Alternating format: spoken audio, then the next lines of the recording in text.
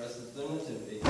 Oh no! Why would you do that? It's Christmas Eve, for goodness sake. And you're telling me we've got Mary, Joseph, and the baby Jesus sitting in our jail? Do you know what the papers are going to say? Couldn't you just give them a warning or something?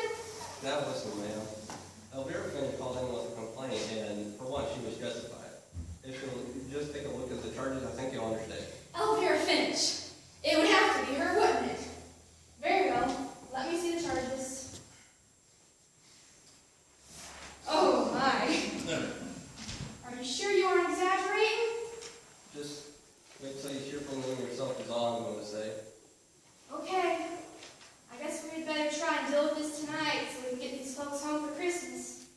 Just let me get my Justice of the Peace card on and you can bring them in.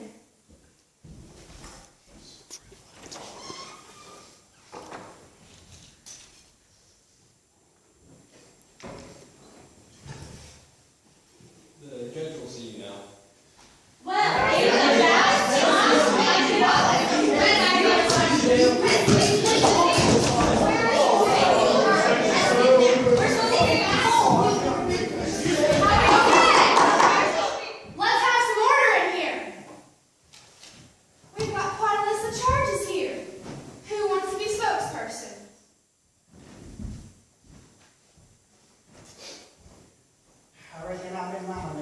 Please state your name for the record.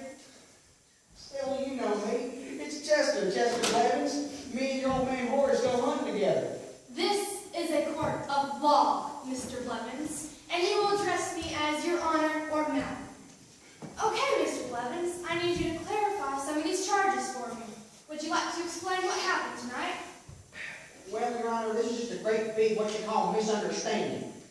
Our church, the Fairlawn Church of the Good Shepherd, was just putting on a live nativity, and things got a bit out of hand. But mind you, no one was seriously hurt and will be more than willing to pay for any damages that might have occurred. We was just trying to get the Christmas message out. You see, a peace on earth, and goodwill towards men, and it's the same spirit of Christmas that I'm sure you'll take into consideration once you hear what happened. I'll be the judge of that. Let's address the arson charge first, shall we? Harvey Titler, will you please approach the bench? State your name for the record. Harvey Titler, and that's Bowie's charge. He knocked the church cemetery on fire, Your Honor. That wasn't my fault. You see, Your Honor, I played the role of the shepherd watching his flock by night. Well, man, everything was calm, all the sheep were all down, but it's getting mighty chilly out. And I thought I'd build a small campfire like they were done way back then. Well, man, all was contained until that mule of Clyde's went off like he did. Don't you talk about Jewish like that. Wait, mule? The animal cruelty charge, Your Honor. That's right. That critter just came trudging out of nowhere, dragging that bushel basket and scaring that sheep and fire all over the place. Is that correct, Deputy Perkins? I haven't gotten the report back from the fire department yet, ma'am, but the fire did not appear to go beyond the cemetery. Okay, let's get back to the mule, shall we? Who's responsible for this mule? Me, Your Honor. Clyde Jenkins, and I object. To what? To the charge animal cruelty, Your Honor.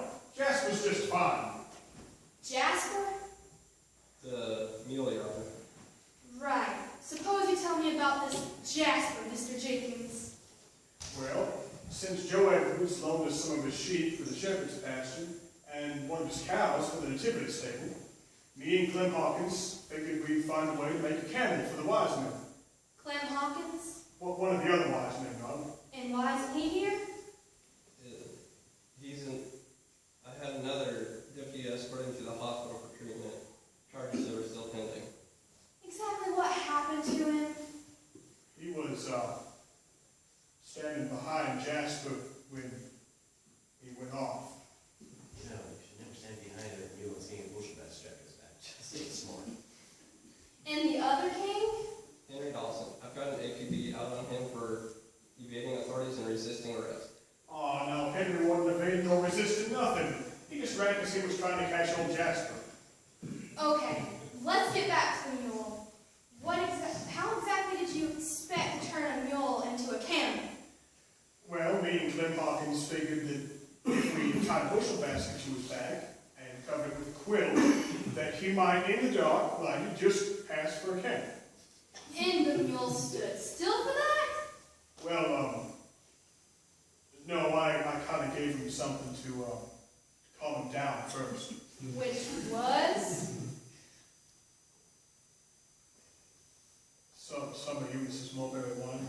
You did what? You got the mule drunk! No, not drunk, just a little bit mellow. It works for Eunice. I'll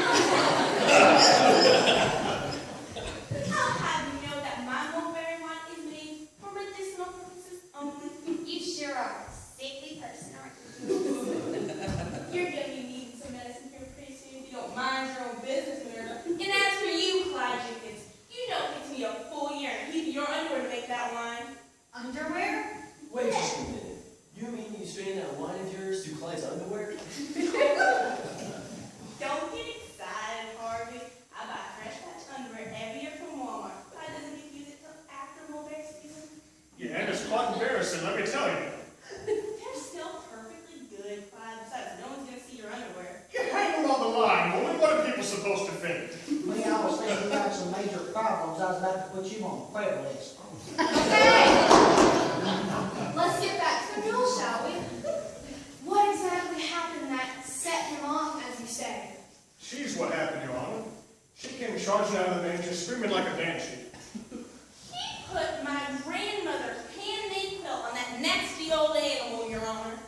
Hey, I'm a king. I wouldn't just be sitting on any old quilt, now would I? You'll be lucky to get any old quilt when you're sleeping on the couch tonight. I take it this is the domestic disturbance charge? Yes, ma'am. She was beating him with a quilt. I was just shaking the straw. That wasn't my fault. Jasper went all crazy. It was a heavenly host trying to reach that high C in the song they were singing. For your information, I've been told I have the voice of a bird. Yeah, crow. Wagyu! Order in this court! I take it the assault charge pertains to these two? Not until this moment, ma'am. The original assault charges were between Mr. Blevins and the Culpepper sisters. He tackled us, Your Honor. It was an accident, ma'am. I didn't mean no harm. Exactly what happened, Mr. Blevins?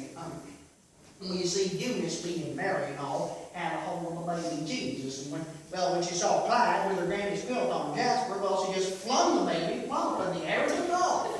Well, now, I didn't think that was the proper way to treat a baby, so I just made a dive and I caught him before he hit the ground. Did you see that catch of his? Put me in mind of his old football days. What if you tried the hay bales a little? Jar, you knocked them clean out from under us. But old Bessie broke your fall, didn't she? Yes, and nearly trampled us in the process.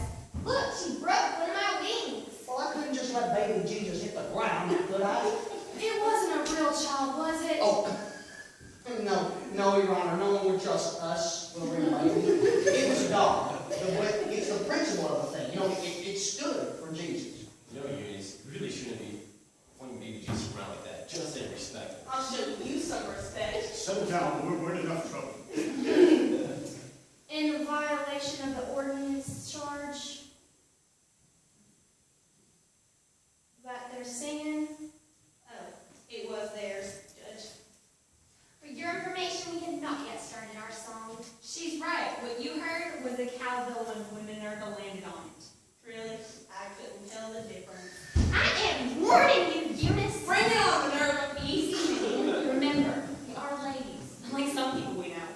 You want a piece of this, Gladys? Okay, ladies, this is your last warning. One more outburst from either one of you will lead to a contempt of court charge.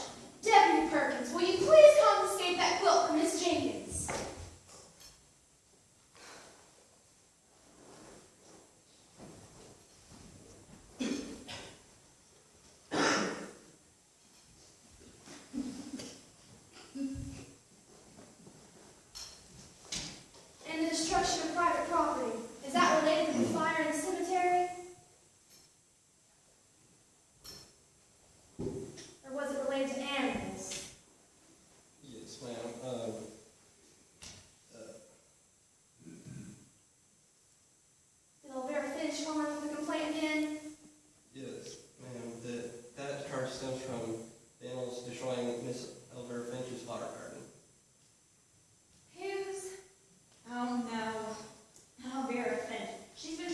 church for years now. She can't sue the church, can she, ma'am? After all, we are Christ's representatives on earth. Really? Just how well did you represent him this evening? What? What do you mean? Well, like you said before, Christmas is a time of peace and goodwill, correct? Yes, ma'am. And Jesus is a man of love and forgiveness. Is that also correct? Well, of course he is. That's what we've been trying to tell everybody with our Nativity tonight. I haven't noticed any peace, love, or forgiveness in this room tonight. Am I wrong? Just as I thought. As for the violation of the peace, no explanations are necessary.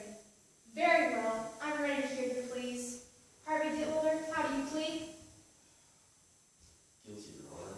Chester Blevins, Guilty, Your Honor. Clyde Jenkins, Guilty, Your Honor. Eunice Jenkins, Eunice Jenkins, Guilty, Your Honor. Minerva Culpepper, guilty, Your Honor. Gladys Culpepper, Guilty, Your Honor. very well. Before I render my decision, I would like to explain that the court has the prerogative to consider intent when deciding the punishment. And it is the opinion of this court that there was no malicious intent when deciding intent behind any of these misdemeanors. That's right, Your Honor. We were just trying to tell folks about Jesus. They just went like haywire, that's all. We sure didn't mean no harm. That is why I have decided to sentence all of you to community service. Harvey Dittwiller, Chester Blevins, and Clyde Jenkins, I sentence you to repair and restore the tombstones of the Fairlawn Community Cemetery and to replace any wreaths that may have been destroyed. Eunice Jenkins and Gladys and Minerva Culpepper, I sentence you three to repairing and restoring the garden of Miss Elvira Finch's to its previous condition. Are there any questions? Good. Court adjourned. You're all free to go. All right.